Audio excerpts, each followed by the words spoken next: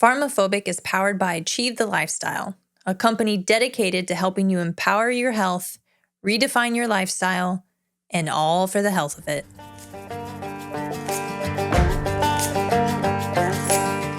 You're listening to PharmaPhobic, where we challenge the state of health in America. I'm Janie, a physician assistant, and I've seen how healthcare keeps people dependent instead of truly healthy. And I'm Dan, a veteran turned fitness pro here to uncover the truth and explore simple and sustainable health solutions. From big pharma to big food, we're exposing the conflicts of interest keeping us sick and finding better ways to take back our health. No fluff, no gimmicks, just real talk, real solutions, and a little bit of fun along the way.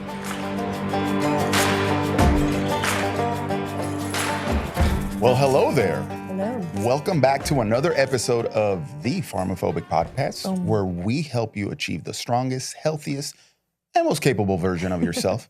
This is brought to you by Achieve the Lifestyle. Mm-hmm. And guys, I'm here, not by myself. I'm here with the one and only, the lovely, the wife, Miss Janie Brown. That was odd. Yes. How are you doing? I'm doing well. Thank you for asking. It's a beautiful Saturday morning here in South Florida, and it's very chilly, guys. I don't know what's going on, but Relax. It's like in the 60s. it's Arctic freeze in South Florida, okay? I love it. At least the sun's out and the guns are not out, though, because it's too cold for the guns to be out today. I mean, that's why you could just wear a vest. Then your guns would just be out.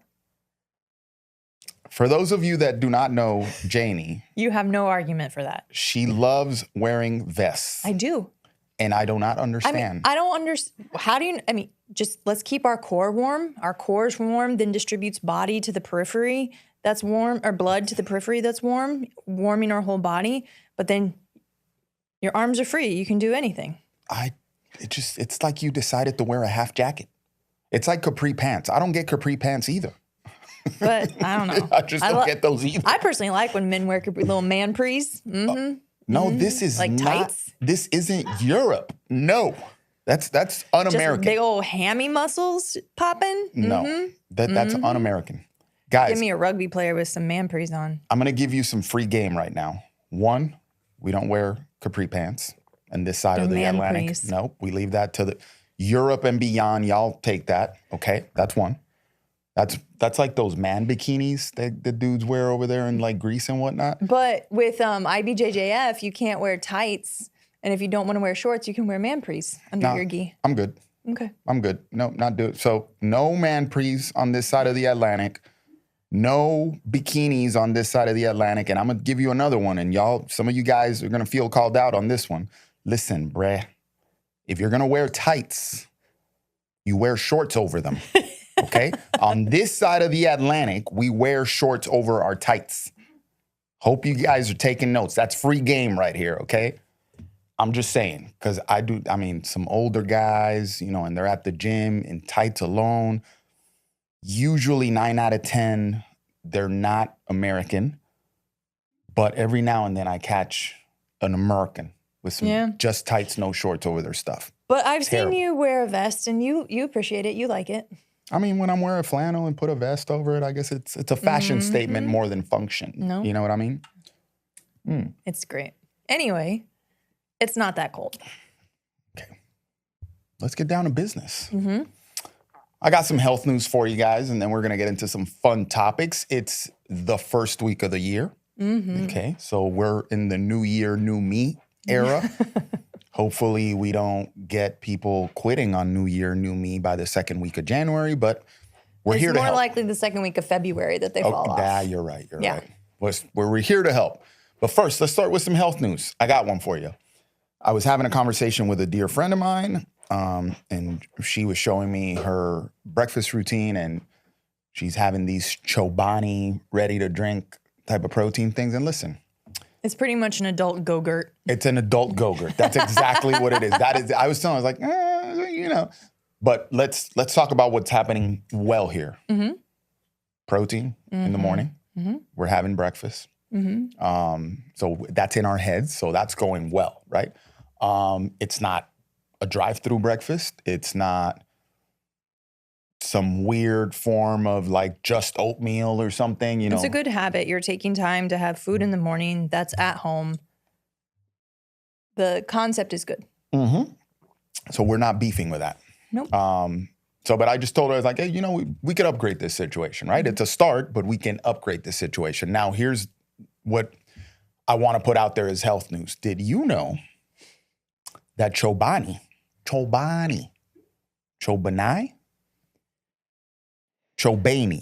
There we go. Chobani, okay. They're actually pending a lawsuit for harmful ingredients in their products. A inordinate amount of microplastics found in their products and phthalates in their yogurts. Now, the question is... Phthalates. Why is there P in pneumonia? Yeah. It's like, try to spell that. It's like PH and then the T, like a string of consonants, and then you get the vowels at the end. Why is there so much crap in Chobani? What's up with that, Chobani? What's up? So I don't know if it's because they're obviously packaged in plastic, like 99% of the stuff we get to interact with. Most yogurts are. Exactly. So I don't know if it's like they're heating the plastic up at some point and that stuff's leaching into the yogurt. Like, we can only theorize here. The part of the develop or manufacturing process, does it go through plastic, tubes, chutes, whatever, tube chutes and ladders? Now, a lot of, when you get that kind of leaching into the product from, microplastics and that sort of thing, it means that somewhere something got heated, right? That's usually how the plastics end up. I will be completely honest, I don't know thing. how yogurt is generated in mass productions, right? I don't know. Maybe they're pasteurizing it. There is some yogurt, you're going to see more expensive ones, like the Bulgarian yogurt that's in glass. In glass, which that's obviously. And then the French yogurt's in glass. That's going to be coup de grace. If you could buy yogurt in a glass. And when you buy it from a farm or something like homemade, they'll put it in glass jars, which obviously, but you're going to pay for that. But which, if you're in Southeast Florida, there are some places that have raw milk yogurt from cows and buffalo. And goats too. Yeah. That's pretty cool. Yeah. So, and it comes in a glass jar. Obviously, it's going to be pricier option, but it's the best option.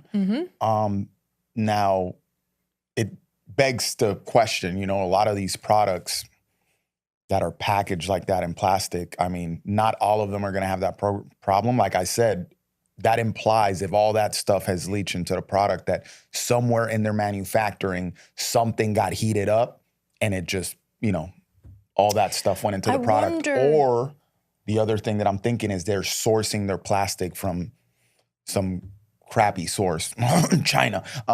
So there's that I part. wonder if it's more plastic is in the flavored ones, because to get like the strawberry or the cherry, it's not like chunks of strawberry in there. It's like the preserves, which you probably have to melt that down. Good point. So I don't know. Excellent point. Yeah. But then I saw something, and maybe I don't know if I should bring it up or not, but I already started, so I'm going to finish, about zero fat yogurt. So non-fat things can actually be harmful in a different way because they've taken the fat out of it. I don't know.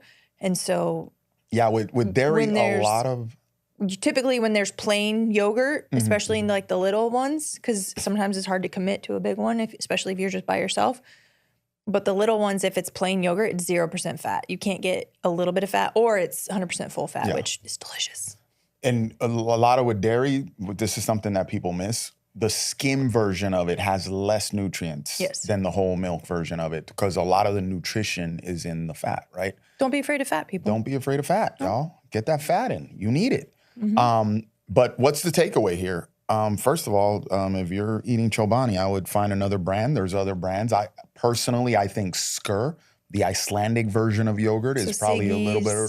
So Siggy's, Icelandic Provisions, that sort of thing. I think those are better things. I never know how to say it.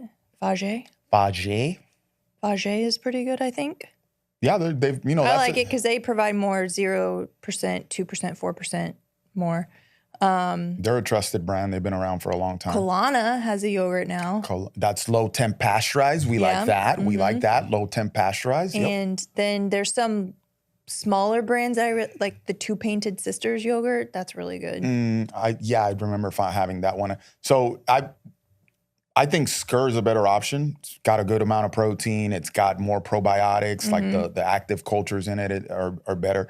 And it tastes freaking phenomenal too. Yeah, Siggy's got that bifida. Yeah, exactly. So there's that. There's an option there, but definitely, I mean, I hate to say it, but hey, Chobani, you're on your own now, bro. We out. You know what I'm saying? We out. Yeah. Also, another thing is the flavored yogurts, like a lot of those flavored ones where like, oh, it's peaches.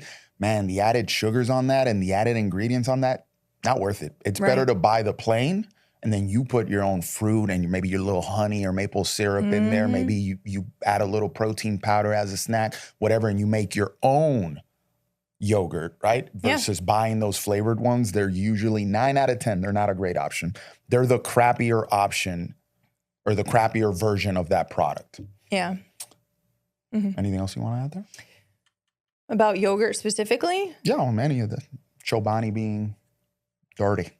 No, I just think yogurt's a great way to get in protein. It's easier in the morning because you don't have to cook anything and get it together. But I do just, we can maybe talk about this a little bit. I think we're going to talk about it later on, but the people's hesitancy or stubbornness to want to make breakfast in the morning. Yeah.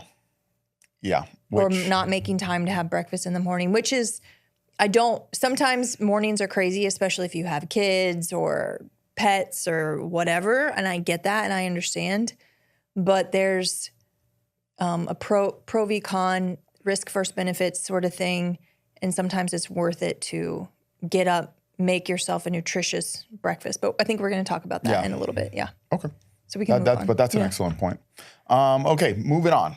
I saw this video, and we shared this video. Oh, Kelly Starrett. The Kelly Starrett video, which Kelly Starrett, renowned physical therapist, the Ready State, I believe. Didn't he write The Supple Leopard? He wrote The Supple Leopard. I think a lot of people, especially in the CrossFit community, know that. Yeah, if you're in the CrossFit community, you know that name, but he's expanded to professional sports. He really is a guy that evolved way beyond CrossFit really well. And his wife is a part of that as well, and she's really awesome too. Juliette Starrett, I follow her on Instagram. I think she was a high-level rower. Possibly. Like crew, I think maybe.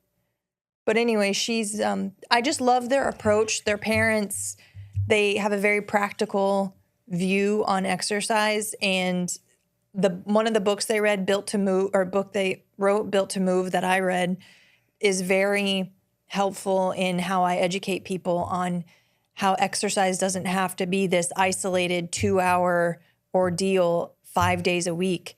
You can inject it throughout your day, and probably more emphasis on non-exercise activity, just movement throughout the day, injecting that can be way more beneficial. And they speak a lot on issues with chronic neck pain, upper back pain, low back pain is tightly linked to sitting all day and inactivity. And so moving your body has multiple benefits, especially if you're in chronic pain. Yeah, no, they're a good follow, and they're well known. They hold authority in the health and fitness space. So if you haven't heard that name, Kelly Starrett, it's now it's Ready State, Mobility WOD, all these things. So he has this video that he put out talking about the rising problem that he's seeing amongst athletes, and he works with a lot of professional athletes now. Like, he really evolved very much past CrossFit. Collegiate athletes and too. collegiate athletes. So young adults, and kids. He's talking, about the rising dependence on energy drinks and then nicotine pouches. Is that what Zen is? Nicotine? Zen is nicotine pouches, yes. So let me put my old man filters on because I got to read here a little bit. So let's dive into this, okay? The energy drink thing, caffeine. Right now I'm drinking a Laird's coffee. Phenomenal. The caffeine thing, there is such a thing as abusing caffeine, right? Yes. Once you go past 2 cups of coffee, you're in the 4th, 5th, some people, like if you're in the military, I know y'all be having 7 or 8 cups of coffee. Strength coaches, I've seen you. I've been coffee all day. My boy is hydrating with coffee, You're definitely in that side of the caffeine spectrum where it's too much, right? Caffeine has a lot of benefits. Coffee has antioxidants. There's a nootropic effect of caffeine, meaning it helps your brain out. Great, right? But we're probably talking that happens under 100 milligrams. Yeah. Which would be about 2 cups of coffee, depending on what kind of coffee you're drinking. The problem with the energy drinks right off the rip is that they carry way more caffeine than that. Yes. Not only that, then they put all this other stuff in the drink. Like, oh, it's got this and that and this freaking antioxidant and this vitamin and it has creatine in it and all this jazz. Well, a lot of these energy drinks that say they have creatine in it, for example, guess what they don't have? Creatine. It's like the creatine gummies. It's a creatine gummy, and guess what it doesn't have when they analyze it? Creatine. There's that. The bioavailability of a lot of the nutrients that they say they're putting on there is questionable. And then you get, 200, 300 milligrams of caffeine in one drink. And especially like with the B vitamins, it's usually way more than you need. And then when your pee looks like Mountain Dew, you're just peeing it out. So money's going down the toilet. Yeah. My personal experience with energy drinks, and I've been drinking coffee a long time, guys. I'm Puerto Rican. I started drinking coffee at like 12. Stop. I'm serious.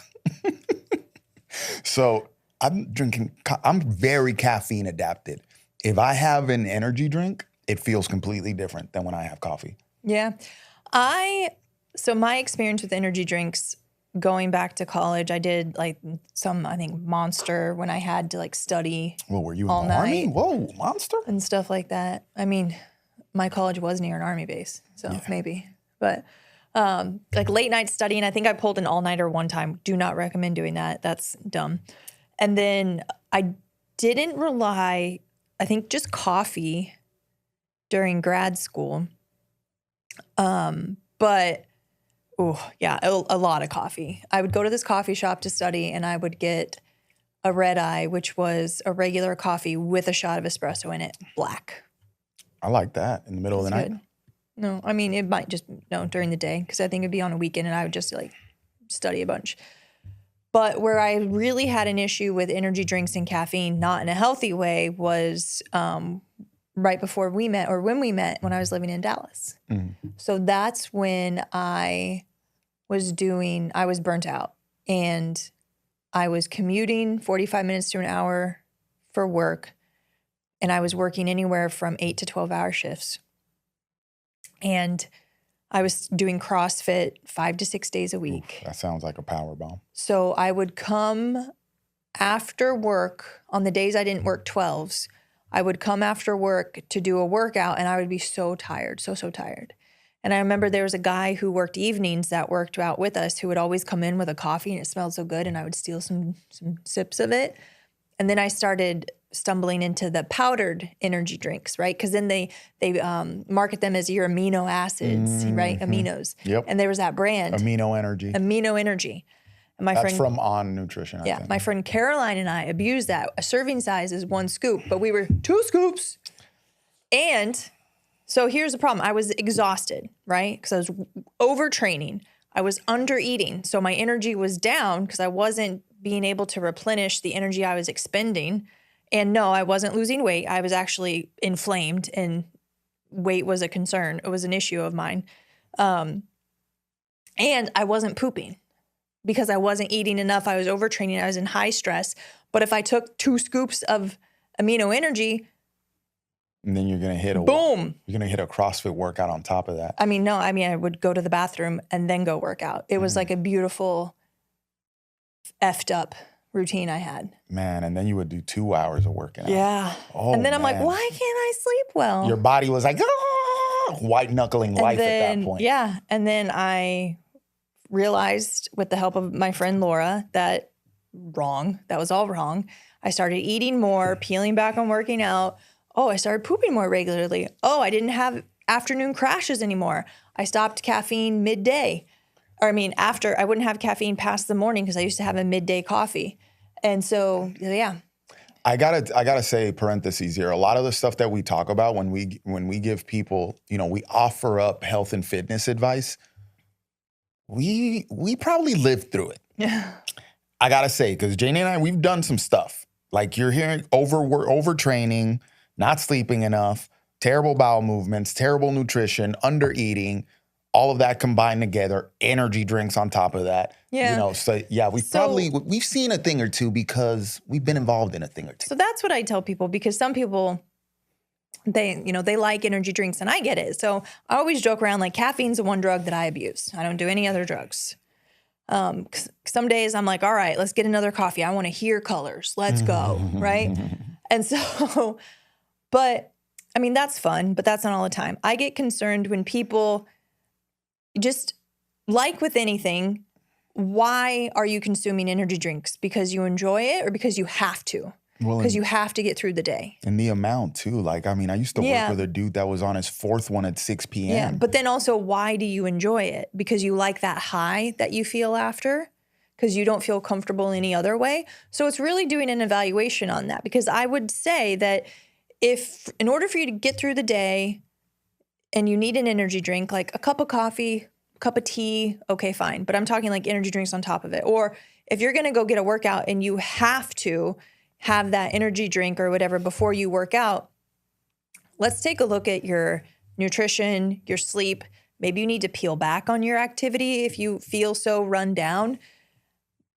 So that's one thing to look at. But I also know some guys who, some of our power athlete guys do monsters before our buddy Shumway. and oh man, he But loves the thing that too stuff. is that some people will do the energy drinks because they like that feeling when they work out. But they say they don't have to have it. I don't know if that's true or not, because it's kind of like somebody saying like, I drink alcohol, I don't have to have a drink, I could stop anytime, but they don't, And so I would just, if you are consuming high levels of energy drinks or coffee, look at why. And Dan and I did a podcast with a woman who helps other women with alcohol. Remember when we did that? That was a few years ago. And she said something, I can't remember exactly, I have it written down somewhere, but when you start to become dependent on the substance to make you feel better, that's when it's a problem. Yeah. And with caffeine, so many people drink, but it's like everything. It's beneficial till it's not, right? Right. And the form that you get it in matters. Like caffeine from green tea, it's different than caffeine from an energy drink. I'm sorry, especially when your energy drink has 300 milligrams of caffeine. Yeah. The average cup of coffee has 50? Yeah. And you can always get decaf coffee. And if that makes you angry, then let's look at why you have such an issue with that. If I say get a decaf coffee, I might as well talk about your mama at that point. If sometimes when we're traveling and I want like a coffee because I just want a warm beverage, because I do like the taste of coffee and I typically drink it black, I will get a half calf or decaf, like Americano or just black coffee. If it's later in the day. Yeah. Yeah, so you're managing caffeine because we usually, and I personally tend to do no caffeine after noon, right? So 12 hits, there's no more caffeine intake. Unless I know, we have a super long day and we're traveling or something. And it's like, you know what? I'll have a little coffee. Yeah. It's fine. So typically people, they recommend cut off caffeine 8 hours before you want to go to bed. Everybody differs. Everybody metabolizes caffeine differently. Some people caffeine, they'll have like some coffee or an energy drink and it will stay with them for like 10 hours. Some it'll be gone in 4 to 6. So know yourself, but kind of think about, okay, 8 hours before I go to bed, I'm going to go to bed at 10 p.m. So 2 o'clock, I can't have caffeine past 2 o'clock, and then play with that. Yeah. And now let's take a quick break. Have you heard about collagen and how amazing it is for your skin, hair, nails, digestion, and joints, but have no clue which one to choose? I've been there. A few years ago, I stumbled upon Bubs Naturals, and let me tell you, I've been hooked ever since. Here's why I swear by them. Bubs Naturals keeps their quality standards sky high from the start to finish. Their collagen blends perfectly in coffee, or really any other beverage you love. Plus, they've got convenient to-go packs so you can stay on track wherever life takes you. And it doesn't stop there.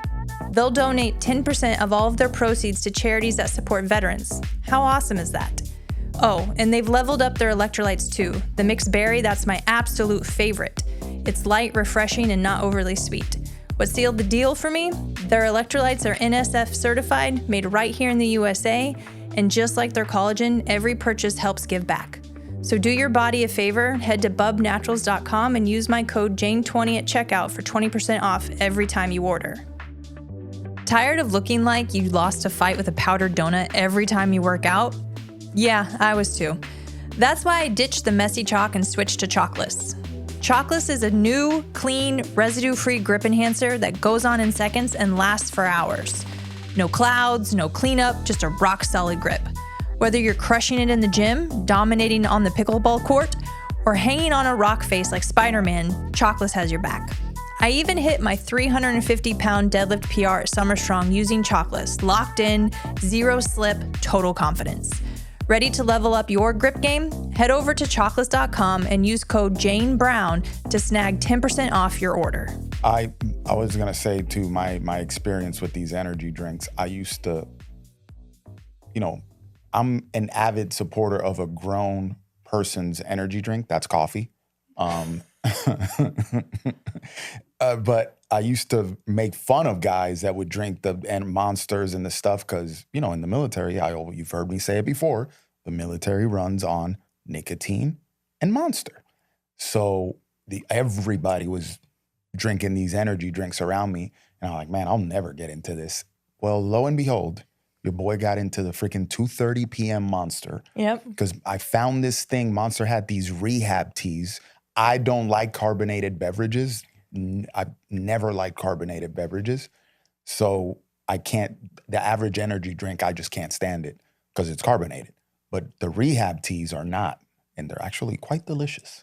And at 2:30 p.m. every afternoon, I'd be like, So I'd pop one of those and I'd be buzzing till the end of the day to close the business. And then I'd go work out. Back then, it was CrossFit, right?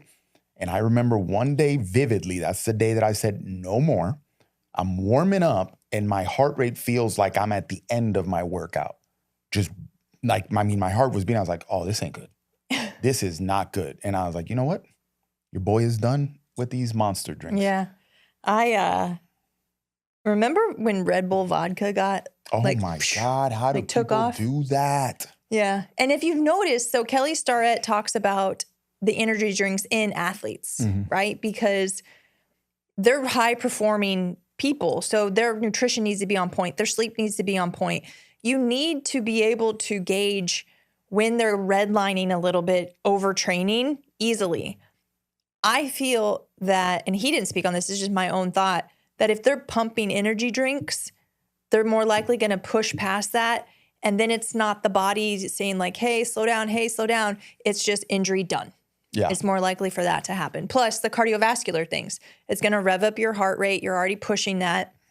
And, you don't know, most young adults don't know they have a heart issue until some heart thing happens, right? Yeah. But mixing energy drinks with alcohol was something that... Yeah, it's an upper and a downer, right? You're literally trying to do cocaine and smoke weed at the same time. Like, that's crazy, guys.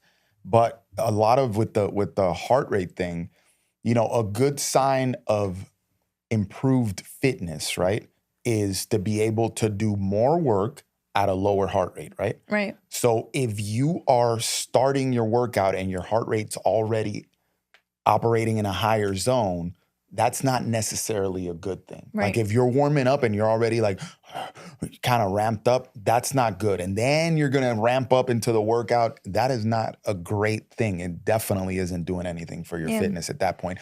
I always say on the contrary, you want the opposite effect. You want to be able to do more and control your heart rate for longer before you get up into those upper zones. That's a better sign of improved fitness, right? Things that, that I wanted to get to here with this stuff. These energy drinks, they've done a great job of tying themselves in their marketing to the fitness. Monster, MMA. Celsius, Bang. Monster sponsors all UFC events. Red Bull, all the extreme sports. Celsius, every freaking muscle mommy on Instagram has a Celsius in their hands. I mean, it's crazy how they've like literally become synonymous with fitness. I think that is, smart marketing on their part. I think that is terrible. Oh, there's also, I was using these for a while, Fit Aid and Killcliff. Yeah, they've done and a lot of these kind of energy drink brands, they were started by fitness people too. So it's something that I'm just like, it's a little disingenuous to me. You know what I mean? And then that's where it comes to, if you're a professional athlete, you need to sacrifice your health to perform, right? Yeah. If you're a general population person and you're just trying to promote longevity and maybe look good, you don't need to do that at the sacrifice of your health. There's no reason to. Yep. And you're not getting paid so that if something happens, it's worth it, right? Yeah. And so that's something too, just to be cautious with the caffeine. Also with the caffeine in any form, energy drink, coffee, or whatever, what does it make you do more? Pee more. Mm-hmm. Yeah. And there's debates out there on whether it's dehydrating or not, whatever. Just if you drink water, there's so many people who only drink coffee or only drink energy drinks. They don't drink free water. So make sure you're drinking water. But also if you're drinking caffeine, you need to be replenishing electrolytes, minerals, because it's going to help. Caffeine helps lose a lot of that through your urine. And so you need to be. Yeah, that's a good point. That. Yeah. Concerning, something to think about. No, I'm not saying don't do caffeine. I'm saying, control the amount of caffeine that you're taking in. You might want to be careful exceeding that 100 milligram 2 cup of coffee thing, when you're pumping in it, when you had coffee in the morning and then you're dropping in a 300 milligram energy drink in there, you're probably working on burning yourself out. Second one, no, I'm not saying don't ever touch an energy drink. Do what you will. But when you're buying them by the freaking cases and pounding a couple of them every day. Yeah. And there's always better sources of caffeine. Coffee and green tea are going to be way better. And you're going to get more bioavailable like antioxidants and stuff. So it's a better bang for your buck. Yeah. And if you feel chronically tired and blah, it's not because there's a lack of an energy drink in your hand. Correct. So dive into why you have low energy. Yep. And then now moving on to the nicotine thing. Dear Lord, we have Andrew Huberman. I blame him because he spoke about the nootropic benefits of nicotine. So, but he also cautioned about it. He did caution about it, but people aren't going to hear that. People have taken this nicotine thing. This conversation, I wrote this down because we got a lot of athletes in my gym, and I found a freaking pouch of it was a different brand. It wasn't Zyn. I saw it on the thing. It was down there. I'm like, this is definitely one of the baseball players. Definitely one of the baseball players, because baseball players have been putting pouches of nicotine in their mouth since Babe Ruth. So it's crazy. When I found out, I was like, oh man, this thing's real. I hadn't really seen it. Did you throw it away? No, I put it in the lockers because I knew one of the baseball guys was going to come looking for it. But Would you have thrown away a pack of cigarettes if you found it? Damn skip, I would have. Interesting. Well, these new nicotine pouches have way less crap in them than, say, a thing of Skoal, right? Or one of these, smokeless tobacco options that Skoal, what's the other brand? Copenhagen and all these other brands. How do I know that? Hey, military guys, they all have their little pouches in. And I've messed around with Redman. I never have. I only did Skoal. You what? Only did Skoal. Damn, you dipped? I tried it once and then I threw up. You are from the country, so I don't blame you for doing that. Apparently you're not supposed to swallow it. No, you're not. I was doing some training and we had to stay awake for a couple of days without sleep. And this guy, he freaking hands me this thing of Redman, which Redman is the leaf, the tobacco leaf. Yeah. It's crazy.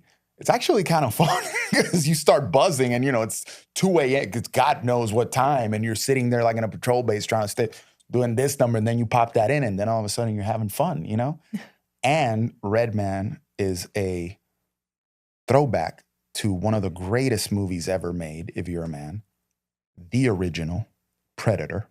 the one with Arnold, okay?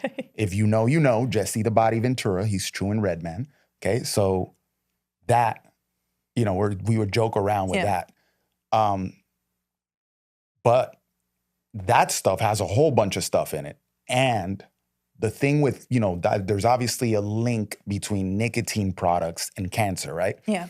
Cigarettes causing lung cancer, that sort of thing. They couldn't prove that nicotine was what was giving people like cancer. Isolated nicotine. Yeah, it's isolated nicotine is what was giving people cancer. It was more of the tar, the formaldehyde, and all the other crap that they put in the cigarettes and all these tobacco products, right? That's killing you versus the nicotine. Your body can actually use nicotine as a nootropic, same as caffeine, meaning it provides you focus. It makes your brain work better, right? I'd say there are better options for nootropics. Like you probably look at the mushrooms, the cordyceps, and the lion's mane and all this stuff, which is in this Laird's coffee here. Laird, shout out Laird's. Yes, Laird as in Laird Hamilton, phenomenal brand. But the problem with the nicotine is that it's very, very easy to get hooked on it. It's addictive. Right? The nicotine itself is very addictive. And Huberman, who we could probably say started the nicotine as a nootropic craze, he cautioned every time he mentions it. People, it's almost like they turn the podcast off when he's saying, I think he does like 2 to 4 milligrams 2 to 3 times a week. Yeah, he says he's got like these specific times in the week that he takes it and that's it, right? And he lines it up with things that he's doing, like, oh, if he's going to record a podcast or something, boom, he pops one of them things in. And people, it's like they heard, oh, Huberman said, put nicotine in my mouth. I'm done with the podcast, turn it off. And they don't hear the rest of the conversation, right? And you have to be careful with it because if anybody's tried smoking, right, with nicotine, because that's how it was most readily available prior to this, you have one cigarette, you buzzed. Does it stay that way? No, so you need more and more and more, right? Same thing with the nicotine, whether you get it in gum, Zyn, is it a lozenge? Zyn is a little pouch. So it looks like a tea pouch bag. Or chew tobacco, whatever. You're going to build up a tolerance to it. So you're just going to need more and more and more if you start consuming it every single day. Well, and people, that buzz and that focus, then you need, instead of one little pouch, now you need 3 pouches. Yeah. Now you need 4 pouches. Now you need a pouch and people, it starts forming this habit to where you're no longer using it as a strategic tool. Now it's just, you're dipping all the time. You know what I mean? And so it's being mindful, right? It's being disciplined. Well, it's being aware. There's something to putting it in your mouth. Like people have a harder time quitting dipping than they do smoking. Like there's some, obviously the absorption might be more, whatever, when it hits the skin in your mouth. It's easier to do it. Like I can't sit here and smoke a cigarette and be like, nobody knows, but I could have a little dip in. Or a nicotine gum. It's crazy. So something to think about. Excessive amounts of nicotine, I couldn't tell you right now if what it's doing. Obviously, you're losing that nootropic effect. You're probably frying something in your freaking nervous system if you're like stimulating yourself that much. Anything that stimulates you that much is gonna, your nervous system isn't gonna like in the long term. Everything in our body relies on a balance. Yeah. You can get too little sleep, you can get too much sleep. You can be dehydrated, you can be overhydrated, right? And so same thing with nicotine. Could we benefit from a little bit of it? Sure. But what happens when we consume too much? I don't know. What if we get a little bit of caffeine? What happens when we consume too much? Dopamine. What happens when we get too much dopamine, right? We're currently living the effects of that. And so it's always same thing. Like I said, if you're consuming energy drinks, sit down and evaluate why. If you have nicotine all the time, sit and evaluate why. If you're truly addicted to it, then it's taking ownership of your health when you're ready and tapering down. And maybe you can go to doing it like Huberman advises to, like 2 to 3 times a week or whenever you need it for specific things, or maybe you can't. Because I know some people who are very aware that they have addictive tendencies, addictive personalities, however you want to say it. So they purposely avoid things they know that will grab them. And so it's doing that. Yeah. I mean, I'll put myself in that example. Yeah. We don't walk down the aisle with the cookies and the ice cream because I know I'm a sugar monster. You know what I mean? I stay away from that jazz unless it's a day where we're like, yes, we're having ice cream today. Let me go in there. Yeah. Otherwise, I'm not checking it out. Yeah. You know, there's something to be said when something's got a hold of you like that. Like it's just, you don't want that kind of But at the same time, would I rather see somebody take Zyn every day or nicotine gum every day and then smoke a cigarette? Oh, no doubt. 100%. No doubt. Right? And then you look at the populations like people who are on antipsychotic medications like schizophrenia and stuff like that. They are notoriously smokers. They are notoriously addicted to nicotine. Mm-hmm. So is this a great alternative for them if to kind of fulfill that thing, whether it's a sequelae of the schizophrenia or it's a side effect of the antipsychotic medication that they're on? This could be a great alternative to decrease health risks. But for like general population, if you're doing it just to get like kicks, why? Yeah, it definitely, it's something worth visiting. Also, those pouches, which is something that ties into our next topic. A lot of these pouches and tea bags and things like that, microplastics. And now you're putting that stuff in your mouth directly in there in that sensitive tissue that absorbs a lot. So, hey, congratulations, you're helping the NWO frickin' raise the amount of microplastics that you're putting in your body. Yeah. Like you're already getting bombarded with the stuff, and adding to that load, that toxic load, is probably not a good idea. You know what I mean? Every little bit counts, right? If you can decrease your exposure to nonsense by 5%, 10%, why not do it? Yeah. So, and that ties in with this next thing. So what Dan is saying, just everyone get Red Man. Just kidding. No, that has other stuff. Granted, if you're going to dip, that's the better option. But yeah, that has other stuff. But those were fun times. I remember those times fondly, you know, staying awake on a Red Man buzz. Yeah. Tie-in, now that we talked about caffeine and we talked about microplastics, coffee cups and microplastics. So obviously the to-go coffee cup, it's paper, right? And it's convenient. You know, coffee shops can't hand out mugs or glass to-go cups. You know what I mean? Not to go, yeah. So I get it. I get it. That whole business model would kind of collapse. And America runs on freaking to-go coffees. What can I say? And then you got the plastic top on it. But here's a word of caution. Apparently, supposedly, allegedly, we got to put that in front of everything now because there's a lot of deception going on these days. But supposedly the biggest exposure to microplastics currently in our environment, which, guys, microplastics is not good for you. It goes in your system. It travels to your brain. It accumulates in your gonads. Terrible stuff. It's making us sick. It's probably why one of the many reasons why cancer is rampant and all these other health maladies are happening. Our toxic load is through the roof. We've spoken about that. So we want to decrease exposure, right? Apparently, the biggest exposure to microplastics right now comes from coffee cups, to-go coffee cups. Because they're paper cups, right? Yep, and they're But lined. if they were truly paper cups, it would absorb the coffee and it'd be soggy. Yep. So it's lined with chemicals to make it so the coffee stays in the cup, right? And then you're sipping on it, hot beverage, through a plastic top. Yeah. You know, another thing I think about with that is microwavable popcorn bags. Ooh, no doubt. Yes. Yeah. That stuff, terrible. So you're taking we're talking in the beginning about how it takes heat, for the most part, for the chemicals in plastic to leach into the contents, right? Hot ass coffee in the thing, probably going to do that.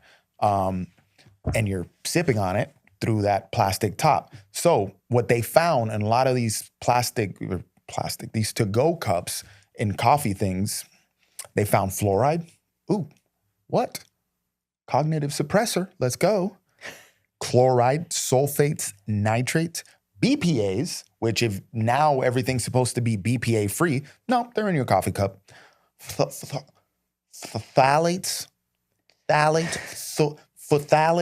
that one. Yeah. They found that one. And as if that wasn't bad enough, cadmium and lead. Oh, let's go. Hello, heavy metals. Let's go. Let's go microplastic. Let's go nitrates and sulfates. And let's put heavy metals in there too. Let's just Now- lick some paint in old houses. Exactly. So now, is that, we have to question, is that Though I did hear something about lead paint blocked. Stuff from EMF? coming. Yeah, Yeah. that too. Anyway. So, but We're screwed anyway. yeah, that's a high toxic load for Yeah. one little paper cup. Is that the manufacturer's fault? That the one the one that they analyzed, the brand specific, this manufacturer is making terrible cups? Is that just what's needed to make these freaking paper cups and all of them have that issue? I can't tell you for sure. But that's a word of caution, right? Right. Every one of these to-go cups, they're going to put a plastic top on it. You're going to put a hot liquid on it. It's lined to keep the liquid in it. And all of that is chemicals, right? Nasty chemicals to make that convenience happen for you. So we got to get a better option, right? Yeah. And one thing that I'll admit we are not good at is, and I mentioned this last time we flew to Texas for the collective, we need to start bringing our travel cups with us. So, you're going to end up drinking coffee to go at some point. So, but keep travel cups. We need to do this. Keep them at home. Keep them in your car. Take them with when you travel. So that way you just have more options. A lot of places, if you're going to consume the coffee there, you can ask for a mug. Yep. Right? Or a lot of places will have mugs you can purchase if you forget yours. And even with Starbucks, I can take this and ask them to fill this with coffee. Yep, If stainless you're like, steel but I container. usually get a venti. Well, then get a venti to go cup. Now, here's the beef with this thing. Plastic lid. It's got the plastic lid, right? So usually and guys, every little bit counts. If I reduce my exposure by 2% today, by unscrewing this when I'm not in the car and just drinking it straight from the cup, Yeah. boom. I mean, put every little advantage you can on your side with this health stuff. So something to consider there. Everyone, a lot of people drink coffee. A lot of people do the to-go. Do you want to drink your coffee in a to-go cup every day? I would advise against it. Right. I would say if you're picking up coffee every day from somewhere, maybe take your little thing and, hey, put my coffee in here. I don't know. Do something about it. Otherwise, I would highly recommend that you do your coffee at home. Okay, you get your stuff from home and you put it in your little boom boom and you take it in the car or whatever it is you do. Have your coffee after you eat breakfast. That's a separate conversation. And then we could talk about the coffee maker because a lot of these coffee makers are all plastic. So you're running that hot ass water through them. Something to consider there, but we'll save that for another day. Yeah. Okay. Yeah. Remember, all this stuff, it's going to be better if you do it at home for yourself. Okay. Yep. Okay. Let's get to the star of the show today. New year, new you. Ooh. Everybody's going to be talking about this. Every single health and fitness podcast is going to be talking about new year, new you. Yep. Guess what? So are we. Yeah.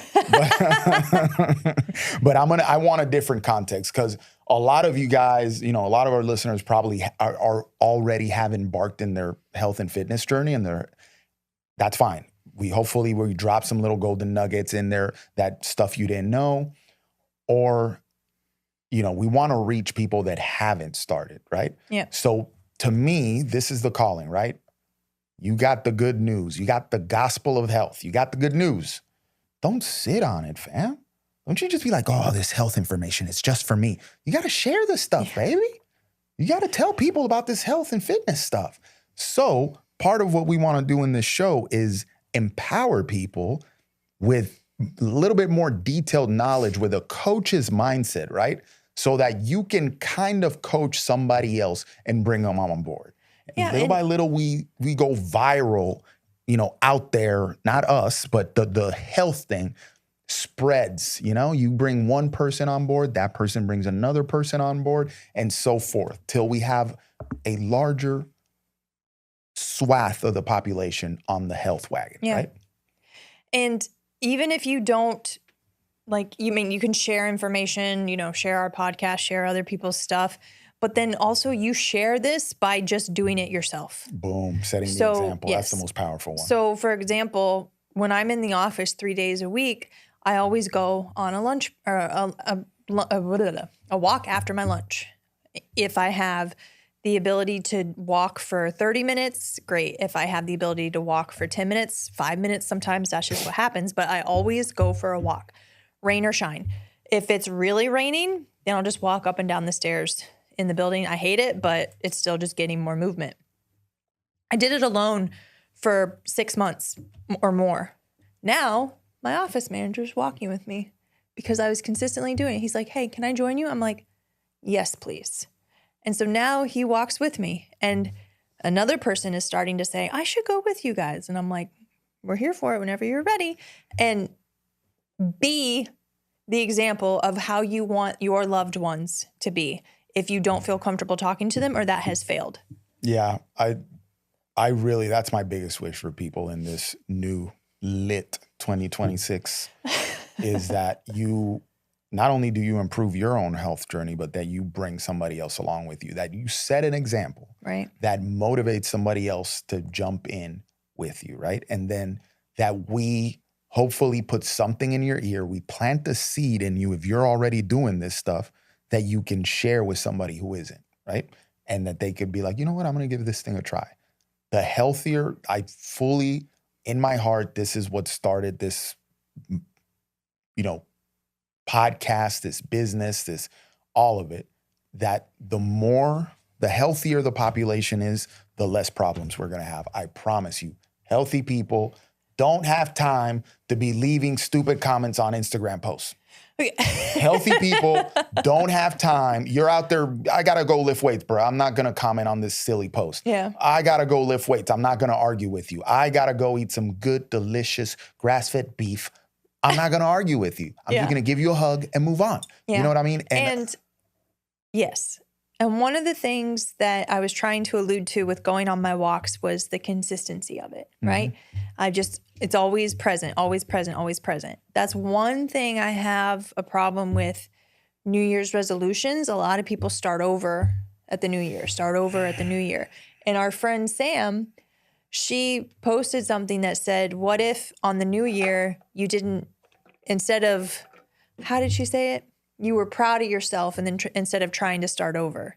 Something like that, right? And I think what she was talking about was staying consistent through the holidays, because a lot of people stay consistent through the year. Yeah. Well, but it's like almost people abandon ship for the holidays and then they're starting all over again in January. And that's crazy behavior. I know the holidays are going to change your things a little bit, but you never fully abandon ship, right? Yeah. Your diet changes, your ability to work out, your schedule changes, all that stuff it does, but it doesn't mean that it stops. Yeah, exactly. We probably consume more seed oils in the weeks of the holiday in Puerto Rico than we did all year. Yeah. But what you keep going and you keep, coming back to home base, which is I'm pursuing health for the long term, nonstop, right? Yeah. You never jump off the wagon. So something, if you're if you know that, okay, movement and health are a priority for me, why not try to take charge of gatherings around the holidays and make them more focused on that? Thanksgiving's a great example.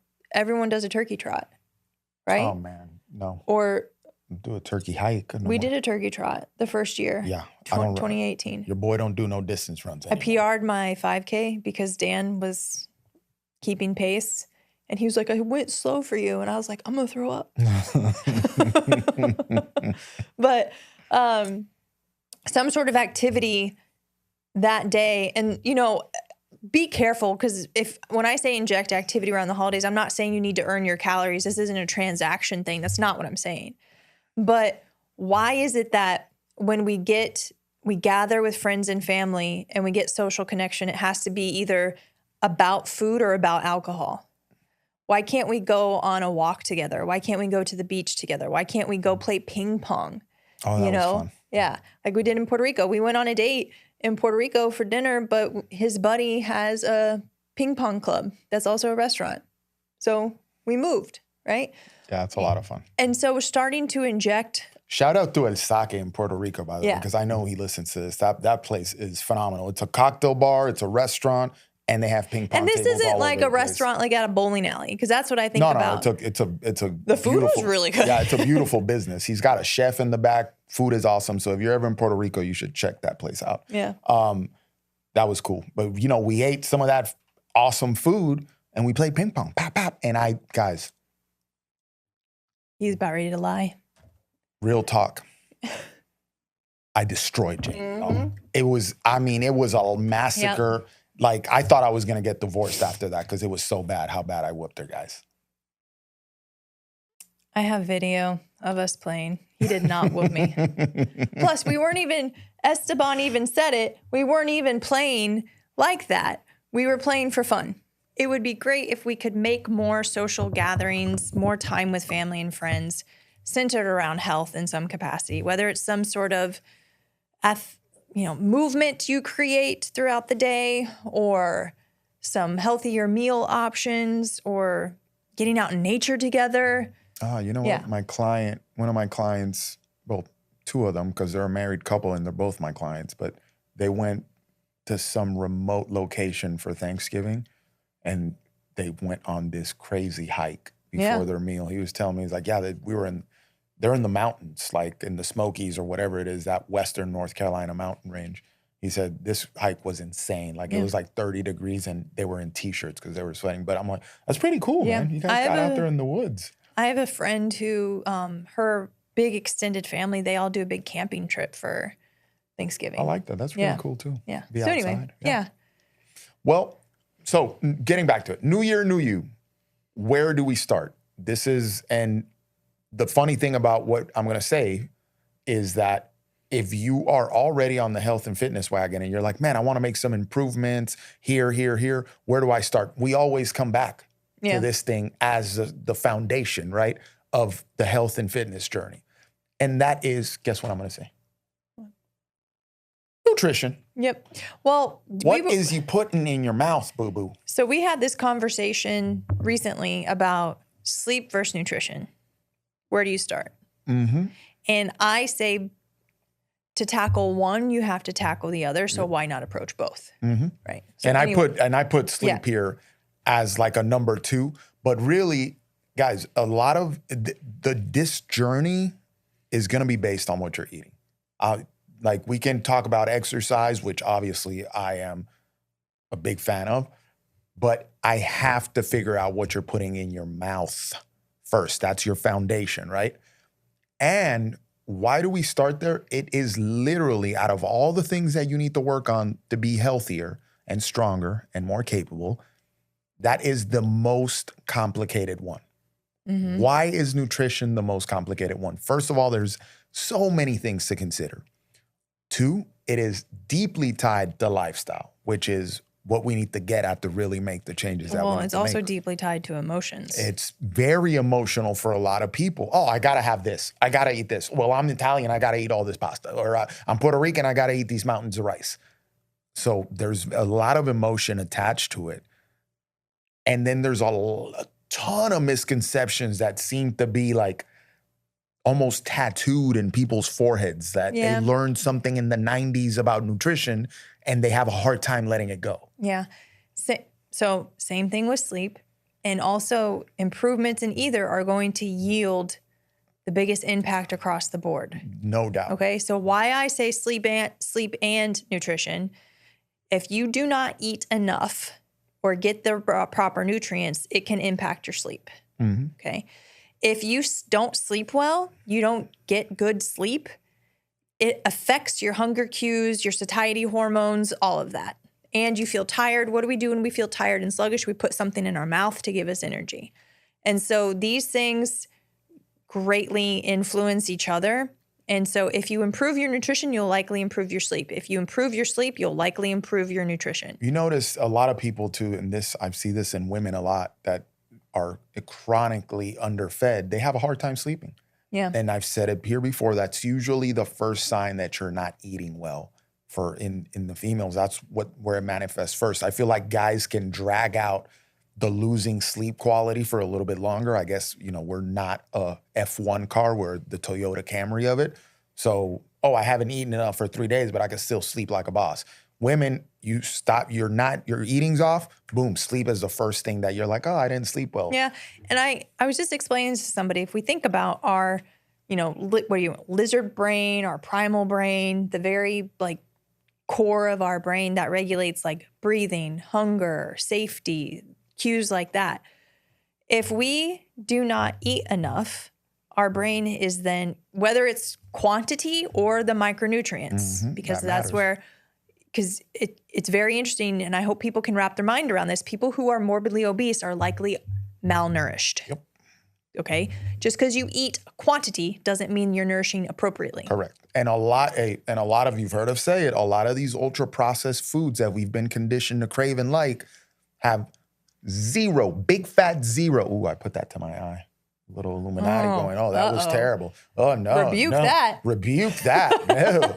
Anyway, they have zero. They got a bunch of calories, zero nutrition. Big fat, zero nutrition. Yeah. So if we're not eating enough, the body's seeking stuff. The brain's seeking stuff. I can't sleep. I have to eat. I can't sleep. I have to eat. Okay. If you don't feel safe, meaning appropriately nourished, appropriately hydrated, physically safe, that's going to disrupt your sleep. Yep. Yeah. So even if you're in this health and wellness journey already, like I was saying, their nutrition will always have room for improvement. Yeah. I mean, I'll use myself as an example. I've been paying attention to my nutrition for a long time now. And every year I find something that I need to work on. Like this year, I'm going to reduce my carb intake because my fasting glucose on my last blood test was a little bit higher than I care for. It wasn't bad, but I think it's too high, right? So I'm like, hey, I need to pay attention to that. So we're going to work on my nutrition. Something important that you need to say is that even though you've been doing good, it doesn't mean that what you did the past few years is going to work for you the next few years. I'm also 42 going on 43. Things are changing. So I'm like, I feel like my tolerance for high carb meals is probably going down a little bit. So I need to taper that off. Or it could just be the fact that our body, it loves being efficient and it gets used to things. So we have to change the stimulus in some ways, right? That's when people are like, no, that's not true. Tell me why there's overweight male carriers who walk all day. They've gotten used to putting those miles in on their feet. They need a different stimulus. They all need to strength train. There's that part. And then we could, future episode, we'll talk about how the body stores stuff that it doesn't know what to do with as fat as well. Yeah. Interesting topic. We'll dive into that in another episode. But all the point we're trying to make here is that nutrition always needs work. Yep. Even when you quote unquote have it figured out, you can always refine some things. It's the most complex, most complicated thing in the health spectrum. So we always start there because it's going to take the longest to implement change, right? We got to debunk misconceptions. We got to figure out emotional attachments to certain foods. We got to figure out lifestyle strategies so that you can accommodate a better way of eating and all these things. And change is hard. Right? Because we all get set into our routines. You wake up at this time, you get out the door at this time, and now I say, make breakfast in there. Yep. Right? So it's a learning process. Like, oh, I tried it the first day, didn't work. Okay, now I need to do this. So it does take time to make some changes. Yep. And the good news about this is, because it's tough to deal with, is that if you start figuring out nutrition first, it's going to take the longest. So we always start there because you might as well get a head start on it. If I told you to change nothing else right now, if we work really hard in changing your nutritional habits and your eating habits, and we just focus on that before you even get to 10K steps a day, before you even figure out how to lift weights, you're already going to be making changes. Your blood work's going to look better. Your body composition is going to start looking a little better. Not saying you're going to make some miraculous transformation unless you're really overweight, but things are going to start trending positively immediately once you really get behind changing your nutrition. It's the most bang for your buck. It's the hardest one to deal with, but it's the most bang for your buck right off the bat. Yeah. And then you put strength training on top of that later. Ooh, child, you're off to the races. Welcome to health and wellness. Yeah. You know what I'm saying? So with that in mind, new year, new you. You don't know where to start. You start with nutrition. You're going to help somebody start their new year, new you thing. Start with nutrition. Don't even worry about getting them. If they want to go to the gym, take them to the gym. Of course, if you can do both at the same time, But do don't it. take him to the gym and then go get that local joint Domino's. Exactly. Don't do that. Don't go to the gym where they give you slices of pizza as you're leaving the gym. What in the world is up with that? Pizza at the gym. What are y'all kidding me? You know who I'm talking about? You know who I'm talking about? Purple and yellow fitness company. Okay. Anyway, start there, okay? So if you're gonna help somebody, be like, man, my friend, so coworker, whatever, I'm gonna give them a little golden nugget, little tidbit of advice for New Year, New You. Start with nutrition. And how do you start with nutrition, Janie? That protein. Yep. Eat real food, guys. Oh my God. Start switching out the fake stuff for the real stuff. Just start Put more there. color in your diet. Put a little bit more color. Eat real food, okay? If you don't know how to cook, start figuring that out because that's going to be a very important tool in your journey is cooking your own food, okay? Second best option, figuring out a meal delivery service that prioritizes good ingredients and real food. Yep. But ideally, long-term, you want to have complete control of what you're eating by cooking and sourcing your own food. Yep. Okay? With that in mind, I think we're going to stop it right there, guys. It's an episode. Thank you for joining us. Thank you for listening to us. We are quickly approaching 1 year, the first year of this PharmaPhobic journey. Yeah. Yeah, that's amazing. That thing flew by. We just started pumping these out. Yep. So we thank you for listening to us, Lauren. Mm-hmm. If you guys share the show, we appreciate you. And yeah, new year, new us. We're going to keep going. Anything you want to add? No, if you have any feedback, any questions, any topics of interest you'd like us to discuss, shoot us a DM at Achieve the Lifestyle on Instagram or email us at info@achievethelifestyle.com. Our website is achievethelifestyle.com. You didn't say something about them DMs. Oh, because it go down. It go down in the DMs. So and hit us something up. that I'm just going to say it because we need to start doing it because we haven't done it is we do have PharmaPhobic shirts on sale. It's on our website. And I think we're all out of the black on black. We just have the white PharmaPhobic on a black shirt. Mm-hmm. We need to promote those more because we're officially trademarked with the PharmaPhobic now. And so if you'd like a t-shirt, you'd like to support us, head on over to our website and follow the link for the merch and buy yourself a shirt. Yeah, be advised that t-shirt will get one of two reactions. There's only two. You either piss them off or you get like, hell yeah, you get one of those. Yeah. With that in mind, guys, we are out. I just need you to do one more thing before we leave until you hear from us on the next episode. Stay pharma-free. Thanks for listening to the PharmaPhobic podcast. If you found this conversation interesting, which I know you did, make sure to follow us on Apple, Spotify, or wherever you get your podcasts. And also make sure to check us out on Instagram at Achieve the Lifestyle. And if you're interested in pursuing a stronger, healthier, more capable version of yourself, check out our website at achievethelifestyle.com. The PharmaPhobic podcast is for informational and entertainment purposes only. The views expressed are those of the hosts and guests and do not constitute medical, legal, or professional advice. Always consult a qualified healthcare provider before making any medical or wellness decisions. While we discuss pharmaceutical, holistic, and alternative health topics, our content is not a substitute for professional medical guidance.